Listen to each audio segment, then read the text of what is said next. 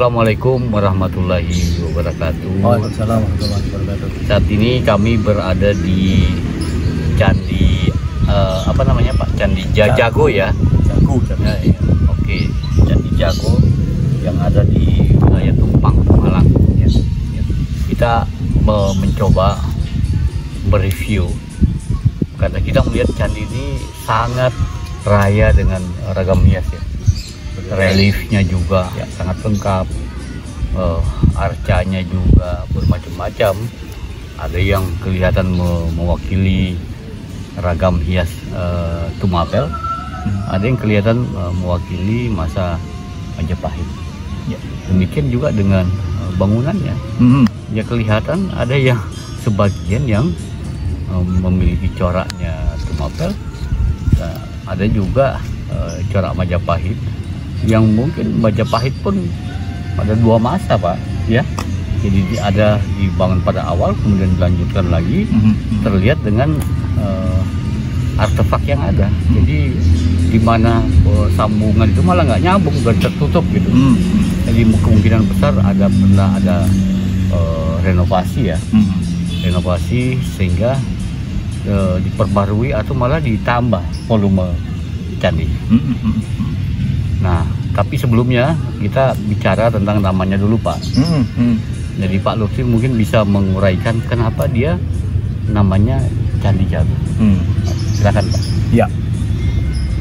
Terkait dengan penamaan candi, kali ini kita mendapatkan candi yang namanya berangkat dari, bisa jadi nama kunonya. Karena kebanyakan candi juga diberi nama oleh masyarakat sendiri. Oke. Nah, ini memang ada sumbernya. Ya. Walaupun sumber itu juga debatable ya, artinya bisa juga yang menolak atau menerima. Kata jago itu kalau dalam kosakata Jawa kan berarti ayam jantan. Oh ya, jago. Tapi candi ini tidak ada hubungan dengan ayam jantan. Iya, penamaan lain juga ada yang menyebutnya jago. Nah, itu sumbernya. Pada Serat Pararaton dikatakan bahwa candi ini sangat mungkin nama kunonya adalah Jajagu. Jajagu. Nah, Jajagu ini nama yang diberikan pada masa Jawa kuno. Karena kurun waktu bergulir sampai pada masa modern, akhirnya ucapan orang modern menjadi jago. Nah, masih dekat lah, masih dekat ya. Itu dari nama. Gitu. Ya. Jadi sumbernya yang real adalah dari Pararaton. Ya. Itu nama Pak. Oke. Nah, kemudian terkait tadi Pak, saya menyebutkan candi ini memiliki penanda adanya pembangunan yang tidak hanya satu kali. Ya. Oke. Memang menarik sekali Pak hal ini. Boleh saya teruskan Pak? Ya silakan. Silakan. Ya. Jadi ini uraiannya agak panjang. Nggak apa-apa. Jadi kalau saya teruskan berdasarkan Serat Pararaton, kita mendapatkan informasi bahwa pada tahun 1191 Saka, ya, itu Saka ya. Saka, Oke. disebutkan bahwa Ranggawuni itu meninggal, kemudian didarmakan di dua tempat yang berbeda. Ya. Yang pertama dia didarmakan sebagai Siwa, dengan nama bangunan sucinya itu bukan namanya tapi ditempatkan di Waleri. Waleri di Blitar. Blitar ya. Nah, kemudian dia didarmakan sebagai Buddha itu di Jajagu. Nah, jadi menurut kitab atau Serat Pararaton, Jajagu atau Jago ini adalah tempat pendarmaan dari Ranggawuni. Nah, yang berikutnya kalau kita kemudian kaitkan atau tambahkan dengan data tekstual lain yaitu Kakawin Nagara Kertagama, disebutkan bahwa pada masa kekuasaan Tribhuwana Tunggadewi itu ada seorang tokoh yang bernama Aditya Warman. Itu melakukan renovasi dalam bahasa modernnya terhadap bangunan Candi Jago ini. Artinya memperbesar ya? Ya. Oke.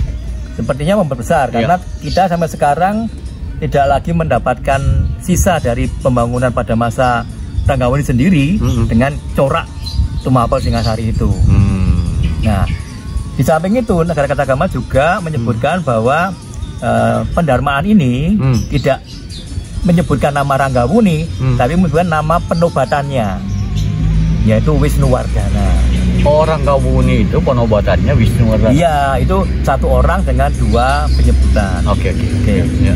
Nah, jadi kalau melihat dari keterangan di Negara Kertagama, maka kita mendapatkan informasi bahwa pada awalnya bangunan pendarmaan itu dibangun pada masa Tumapel Singasari, ya. Tapi kemudian ternyata Adidawarman yang hidup pada periode kekuasaan Tribhuwana Tunggadewi, masa Majapahit, melakukan renovasi. Ya. Jadi untuk sementara kita boleh berasumsi bahwa bangunan yang kita lihat sekarang ini sebenarnya adalah produk dari gaya arsitektur dan gaya seni masa Majapahit. Oh iya, itu perkembangan selanjutnya ya? Iya, betul. Jadi kelihatannya bangunan ini sudah ada pada masa Tumapel. Betul. Terus dilanjutkan lagi pada masa Adidawarman dengan melakukan renovasi untuk memperbaiki bangunan leluhurnya. Betul. Ya, betul.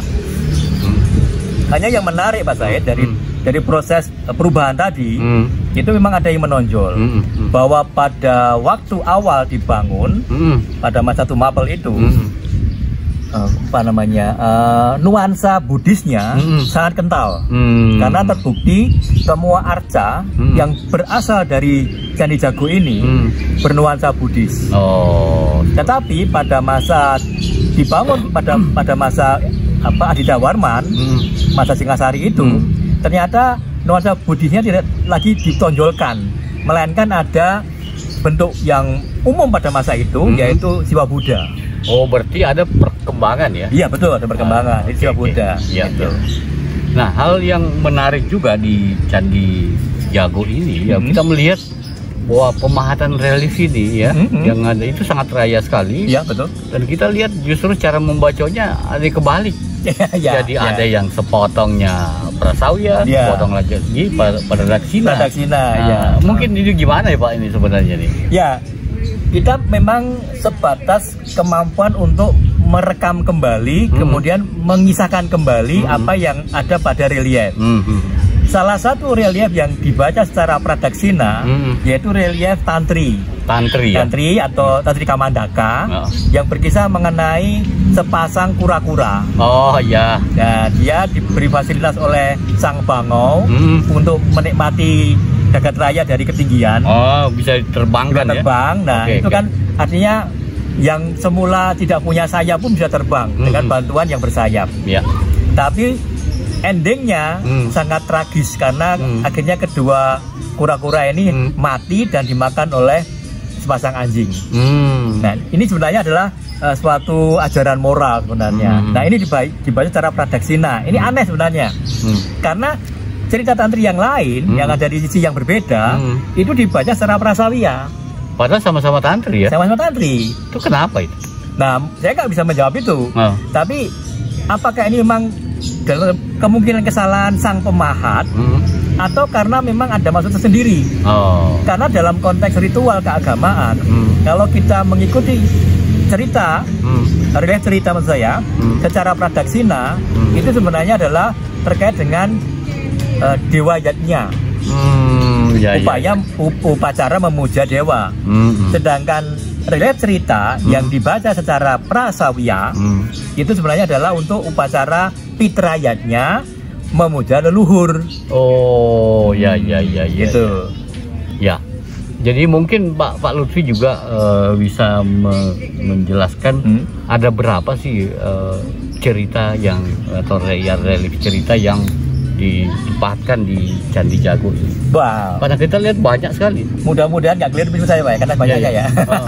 Jadi yang pertama sudah saya sebutkan, yaitu beberapa cerita dalam rangkaian Tantri Kamandaka. Tantri Kamandaka ini dalam konteks modern itu gampangnya adalah fabel. Cerita binatang. Tapi semuanya mengandung nilai ajaran moral. Yang kedua adalah kisah yang dikenal dengan nama Arjuna Pandawa main dadu. atau seringkali disebut sebagai partayatnya. Kemudian ada lagi kisah terkait dengan ajaran Buddha, yaitu Kunjarakarna. Lalu ada lagi kisah yang paling atas, itu disebut Kresnayana. Nah, berapa Pak itu Pak? Berarti sudah 4 Pak. Nah ya. Dan kelihatannya ya alur cerita ini semakin dia ke atas semakin filosofis dia. Betul, ya, betul, karena yang Kresnayana itu yang paling atas Pak. Artinya paling atas dari konteks yang kita lihat ini. Iya. Jadi ajaran itu diperlihatkan bagaimana hidup keseharian, bagaimana konsepnya, bagaimana yang harus dilakukan, dan bagaimana hasilnya. Nah, ini sebenarnya kalau kita mau melihat lebih luas lagi, Pak, dalam ajaran Buddha itu ada 3 tahapan penting, Pak. Ya. Yang paling dasar, yang terkait dengan kehidupan sehari-hari, itu disebut sebagai kamadhatu. Kamadhatu. Ya, jadi kehidupan sehari-hari. Kalau di dalam relief Candi Borobudur sebagai tambahan informasi, itu contohnya adalah relief Mahakarmawibangga. Yang di bawah itu ya? Di bawah, sekarang ditutup itu. Ya. Kemudian kalau sudah naik ke alam yang berikutnya, namanya Rupadatu. Ya. Rupadatu. Ini gambarannya adalah kehidupan yang awal alam tengah ya, alam tengah. Yang terakhir yang paling tinggi adalah Arupadatu. Kehidupan dewa-dewa gitu. Iya, kehidupan yang sudah di alam roh lah, katakan begitu. Oke. Nah, ini saya mau bertanya lagi Pak. Ini kan secara wilayah, kita ini berada di wilayah yang dekat pusat kerajaannya Tumapel, yaitu ada di Singasari gitu kan. Tetapi justru kita melihat bahwa bangunan ini berciri Majapahit. Kenapa gitu? Ya itu. Jadi kita secara historis tidak bisa melupakan bahwa hadirnya Majapahit itu tidak lepas dari Tumapel. Cuma saya perlu menambahkan satu hal penting Pak, terkait dengan penyebutan Singhasari yang kemudian diucapkan menjadi Singosari. Iya, silakan Pak. Ini penting karena ini adalah sesuatu yang harus berbasis pada sejarah. Jadi nama Singhasari itu tidak pernah muncul dalam prasasti. Dia munculnya pada karya sastra, itu pun setelah Wisnuwardana. Dan dalam negara Kertagama yang ditulis pada masa Majapahit disebutkan Singhasari itu bukanlah nama kerajaan, tapi dia adalah nama lain dari Kutaraja. Ibu kotanya. Ya, ibu kota dari Tumapel. Jadi ketika sebelum Wisnuwardana, ibu kota dari Tumapel adalah Kutaraja. Singhasari. Nah, kemudian lebih dikenal dengan nama Singhasari. Gitu. Jadi sebenarnya secara sejarah historis tidak pernah ada nama kerajaan Singhasari. Tapi Singhasari adalah nama ibu kota, nama lain dari Kutaraja tadi. Itu. Kerajaannya apa, Pak? Kerajaannya Tumapel. Buktinya apa? Sampai dengan masa Majapahit itu para bangsawan penguasa Tumapel itu mendapatkan gelar yaitu Batara Ring Tumapel atau singkatannya Brai Tumapel atau Bre Tumapel. Gitu. Jadi tidak pernah ada Bre Singhasari, nggak pernah ada. Nah, itu Pak Said. Tapi kalau kita tarik agak ke belakang ya Pak, masanya Erlangga, kan Erlangga itu membagi 2 wilayah, ada Panjalu, ada Janggala. Nah, area ini pada masa itu dia masuk mana? Nah, ini pertanyaan yang rumit Pak sebenarnya jawabnya. Iya. Karena ini bisa jadi merubah cara pandang ya. Jadi begini, menurut hemat saya berdasarkan data epigrafi, kemudian data tekstual yang ada, kita bisa mengambil suatu narasi baru bahwa sebenarnya pada saat Erlangga memerintah di Jawa menggantikan Dharmawangsa Teguh, dia berjuang untuk menyatukan kembali kerajaan-kerajaan bawah yang dulu dikuasai oleh Dharmawangsa Teguh. Dia berperang selama kurun waktu dia memerintah sampai dengan tahun menjelang dia mengeluarkan prasasti Pucangan, itu sekitar tahun 950-an, itu dia perang terus dia. Nah, hasil dari menyatukan kerajaan bawahan yang dulu di bawah kekuasaan Dharmawangsa Teguh itu, ujung-ujungnya terpaksa dibagi dua. Oh. Nah, ternyata cara bagi duanya tidak seperti hanya bagi pakai pisau atau pakai garis lurus, tidak. Nah, Jawa Timur bagian utara sampai wilayah Gresik, nah, kemudian ke selatan Sidoarjo, itu jelas-jelas merupakan wilayah Bumi Janggala. Bumi Janggala. Nah, tapi ternyata Bumi Janggala ini nggak berhenti di situ, bergeser ke selatan di Malang, Malang Selatan sampai di Kepanjen. Nah, buktinya apa? Di Kepanjen itu ada toponim yang sampai sekarang masih terjaga, yaitu Jenggolo. Jenggolo. Ya. Oh. Nah, jadi bentuk areanya seolah-olah seperti huruf L. Nah, sisanya itu adalah wilayah dari Bumi Kadiri. Oke. Itu. Artinya Candi Jago ini berada di mana, Pak? Nah, kalau lokasi sekarang berarti ini kalau dari kacamata masa Erlangga itu masuk wilayah Janggala. Oh, itu. Ya. Oke. Nah, hal lain lagi yang mungkin perlu kita. Jadi ada beberapa tokoh yang digambarkan di dalam relief yang ada di Candi Jago ini yang dikenal oleh masyarakat sekarang.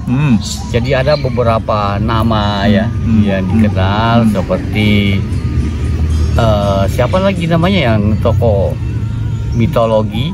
Raja Angling Dharma. Raja Angling Dharma. Tapi itu kan dinarasikan oleh masyarakat bahwa beliau itu adalah tokoh yang ada pada masa itu dari kerajaan Malawapati. Nah, kira-kira kaitannya dengan ini seperti apa, Pak? Ya, kalau saya lebih cenderung kita berangkat dari posisi di mana relief itu digambarkan. Jadi relief yang disebut relief Angling Dharma oleh masyarakat sekarang itu sebenarnya berangkat dari teks yang ada sebelumnya. Yaitu tokoh Ari Dharma. Ari Dharma. Ya, dari teks yang kuno itu menyebutkan Ari Dharma. Walaupun pada masyarakat selanjutnya lebih muda itu menyebutnya bukan lagi Ari tapi Angling. Angling Dharma. Ya. Nah, tokoh ini sebenarnya adalah tokoh yang fiktif untuk sejarah Indonesia. Jadi tidak pernah ada raja di Jawa kuno itu yang mempunyai sebutan lain atau alias Angling Dharma itu. Oh. Ya. Tapi kalau Ari Dharma itu ada? Sama saja, tidak ada. Tapi dia disebut dalam kitab itu sebagai apa? Dia seorang raja di situ. Seorang raja yang mempunyai kelebihan, dia mampu mendengarkan binatang yang bicara. Oh, seperti itu. Jadi itu digambarkan bahwa ada raja yang mampu seperti itu. Ya, raja yang mampu mendengarkan ketika binatang berbicara. Itu. Tapi di alam nyatanya tidak ada. Ya. Jadi itu adalah suatu pelajaran. Betul. Ya, jadi ternyata di situ ada pelajaran moral bahwa ketika seseorang itu memiliki kelebihan tertentu dan dia harus pandai-pandai menyimpan rahasia, suatu ketika kalau dia lengah dan rahasia dibuka, maka habislah dia. Nah, dan itu memang yang disampaikan dalam cerita itu seperti itu. Iya. Nah, mungkin ini Pak Lutfi yang kan ini banyak sekali relief. Betul. Mungkin yang penting-penting untuk bisa kita tunjukkan itu mungkin ada yang mewakili perilaku, ada nilai, ada filosofi. Ya. Mungkin Pak Lutfi bisa menunjukkan. Baik, salah satu yang menarik dalam kisah Partayatnya atau Pandawa Mendadu itu, ini ada ajaran yang sangat penting Pak di sini. Termasuk hadirnya tokoh seorang wanita mulia bernama Drupadi. Drupadi ini terpaksa dipertaruhkan dalam kegiatan main dadu itu atau judi itu. Oh, jadi dia taruhannya. Oh, gitu ya. Nah, di sini ada sikap atau itu dari sang Drupadi itu. Bahwa dia tidak akan pernah mau menjadi korban dari persoalan ini sampai pada proses pelecehan itu nggak mau dia. Nah, jadi digambarkan di sini mempertahankan martabat dia. Betul. Jadi berjuang sampai di situ. Maka dia dikatakan kalaupun dia kemudian mendapatkan perlakuan tidak semestinya, maka dia baru akan bisa memaafkan kalau dia mandi dengan darah orang yang melecehkan dia. Nah, terus si Putri Drupadi ini siapa sebenarnya? Nah, Drupadi ini dalam kisah ini adalah tokoh yang menjadi wanita penting dalam kehidupan Pandawa ini. Jadi kalau dalam kisah pewayangan ini yang untuk Indonesia dan untuk negara asalnya di India itu berbeda, Pak. Oh gitu. Ya. Drupadi ini dalam kisah pewayangan Indonesia itu dikatakan sebagai istri dari 5 orang Pandawa. Oh gitu. Ya. Oke. Kalau di India? Oh maaf, itu di India. Oh di India begitu. Ya di India, Drupadi itu adalah seorang wanita dengan 5 suami. Ya. Jadi di sana namanya poliandri, boleh dilakukan. Tapi di Indonesia berbeda. Jadi Drupadi hanya merupakan istri dari Yudhistira. Oh, jadi di sini kelihatan ada kearifan lokal. Betul. Jadi tidak mengikut dari sumbernya. Betul. Karena disesuaikan dengan apa yang ada di bumi Nusantara ini. Ya, situasi sosial yang berlaku di sini, ya itu yang digambarkan. Betul, ya. Oke. Yang kedua itu ada gambaran juga relief di bagian relief paling bawah, itu di sisi utara. Ada gambaran mengenai kehidupan orang-orang berdosa, Pak. Oh. Orang-orang berdosa itu diancam dengan naraka. Oh. Naraka. Naraka Gomuka namanya. Ada sebutannya neraka Gomuka? Ada. Di neraka Gomuka itu suatu belanga besar yang di bawahnya ada api yang begitu besar ya. Tapi bagian belanga itu ada kepala gohnya, kepala kerbau. Oh. Nah, jadi orang-orang berdosa itu akan direbus di situ. Nah, ini ancaman bagi orang-orang yang banyak berbuat kesalahan. Itu ada ajarannya supaya mereka tidak direbus di neraka Gomuka itu. Supaya dia tidak masuk neraka, dia harus melakukan hal yang seperti ini. Betul. Berarti ajaran baik dan buruk itu ada semua. Ada, betul. Oke.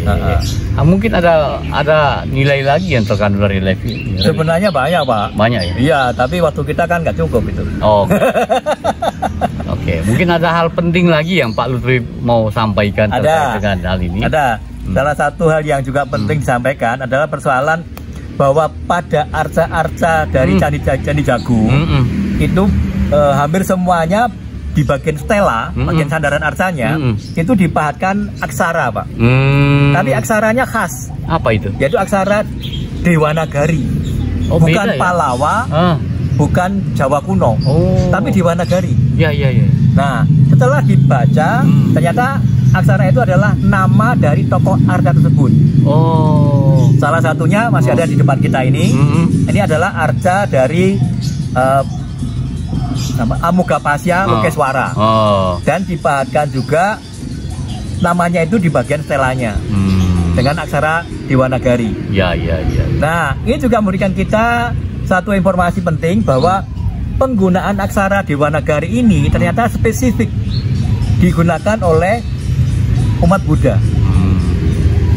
Itu arca ini arca dewa atau arca pewujudan, Pak? Oh, beda dewa. Dewa toh? Dewa. Ya. Ini adalah kelompok arca dewa pada posisi Amugapasya itu sebagai bodhisatwa. Oh gitu.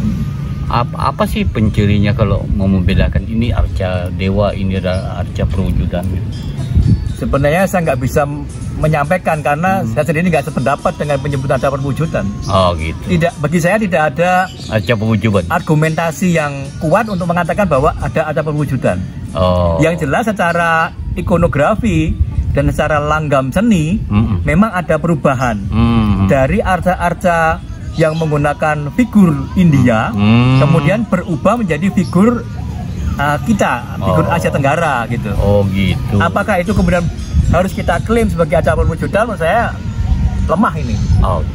Ya, karena buktinya sampai hari ini sangat sulit kalau kita menganggap bahwa dharma haji yang disebut dalam negara kertagama selalu bisa dicari padanannya secara real, candi mana yang dimasukkan itu.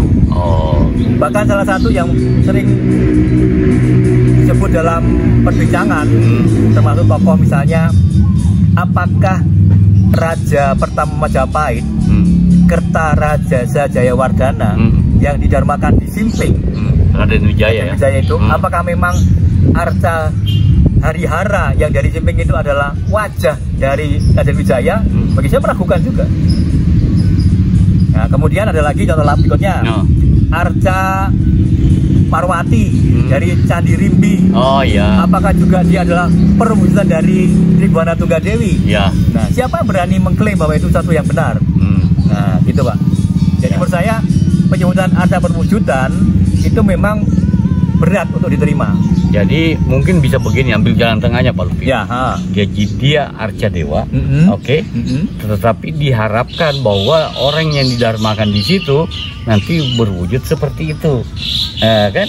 Artinya sifat-sifat yang dimiliki oleh dewa itu akan menyerupai, si tokoh yang didarmakan ini akan menyerupai seperti itu. Oh, kalau itu iya. Lalu setuju saya. Jadi harapan sebenarnya. Wujudannya itu harapan.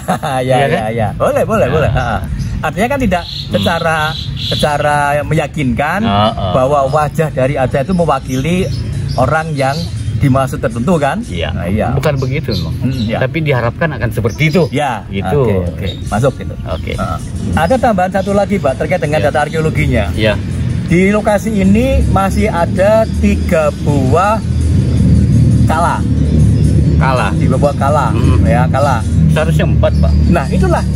Jadi supaya menjadi permakluman bahwa kala yang keempat dari sini itu oleh pihak Dinas Purbakala Belanda dulu, sekarang dipindahkan berada di Pasuruan. Emang ada catatannya begitu? Ada. Dalam notulen itu disebutkan memang itu berasal dari jagung. Oh, dari jagung. Ya, dari tumpang. Ya. Itu. Kemudian yang terakhir, kalau kita datang ke sini melihat di bagian depan itu ada lape arca yang besar. Oh iya. Ya. Yang berupa Padma ya. Ya, itu bukanlah Yoni. Bukan Yoni. Jadi ini menunjukkan bahwa ini awalnya memang bukan bangunan suci berlatar Hindu. Karena ini bukan Yoni, tapi dia Padmasana yang di atasnya sangat mungkin dulu adalah arca Amogapasya itu yang berdiri. Nah, jadi ini supaya menjadi perhatian. Jadi bukan Niga Yoni ya? Bukan Niga Yoni. Oke. Ya, karena kalau kita mengikuti data tekstual baik itu Nagarakertagama maupun Pararaton, tempat ini adalah untuk pendarmaan Wisnuwardana dalam wujud Buddha, sedangkan wujud Siwanya ada di Waleri di Blitar. Iya, itu Pak yang. Terima kasih Pak Lutfi. Jadi kita ini sudah berpanjang lebar bercerita tentang nilai-nilai yang terkandung di Candi Jago ini ya. Ya mudah-mudahan apa yang kita sampaikan ini bisa dicerna oleh viewer kita ya. Sehingga bisa masing-masing bisa mengembangkan informasi yang berdasarkan dengan fakta sejarah data arkeologi yang ada. Jadi agar masyarakat bisa lebih memahami nilai yang terkandung pada Candi Jago ya. Saya rasa itu yang kami sampaikan hasil bincang-bincang kita. Saya akhiri, wabillahi taufiq wal hidayah. Wassalamualaikum warahmatullahi wabarakatuh. Waalaikumsalam warahmatullahi wabarakatuh.